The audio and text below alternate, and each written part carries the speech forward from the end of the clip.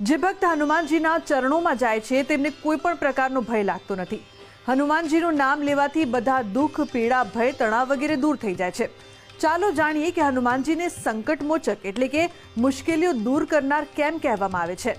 હનુમાનજીને માતા જાનકીએ 9 સિદ્ધિઓ અને 9 નિધિઓનું વરદાન આપ્યું હતું।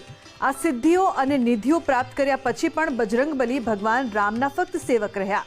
હનુમાનજીને ભગવાન શિવનો રુદ્ર અવતાર માનવામાં આવે છે અને ફક્ત હનુમાનજીનું નામ લેવાથી ભક્તને તમામ પ્રકારના દુઃખ, પીડા, ભય, રોગ, અવરોધો, ભૂત અને બધી નકારાત્મક શક્તિઓથી મુક્તિ મળે છે।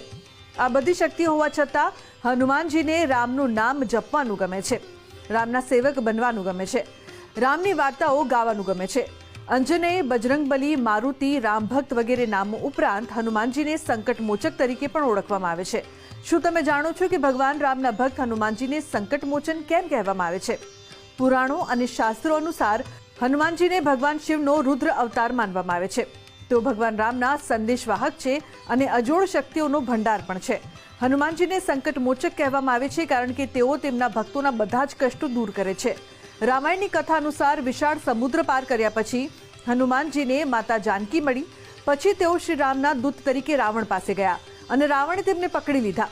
તેમ છતાં તેઓ ચાલાકીપૂર્વક ત્યાંથી ભાગી ગયા અને રાવણની સુવર્ણ લંકામાં આગ લગાવી દીધી। રામ નામથી હનુમાનજી ખુશ થાય છે। હનુમાનજી રામજીના વનવાસના માર્ગમાં આવતી બધી સમસ્યાઓ દૂર કરતા રહ્યા અને રામનું નામ લઈને પોતાની ભક્તિનો પુરાવો આપતા રહ્યા।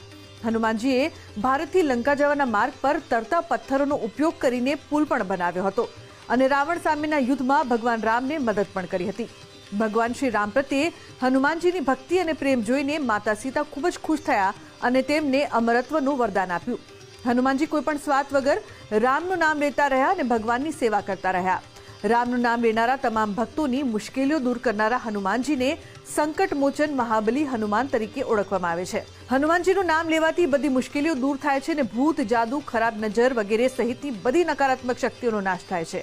શાસ્ત્રોમાં કહેવામાં આવ્યું છે કે દરરોજ હનુમાન ચાલીસાનો પાઠ કરવાથી તમામ પ્રકારના ભય, તણાવમાંથી મુક્તિ મળે છે અને માનસિક શાંતિ, શક્તિ, હિંમત, બુદ્ધિ, જ્ઞાન અને શક્તિમાં વધારો થાય છે। બધા દેવી દેવતામાં હનુમાનજીને પ્રસન્ન કરવા સૌથી સરળ છે કારણ કે હનુમાનજી ફક્ત રામનું નામ લેવાથી જ પ્રસન્ન થઈ જાય છે।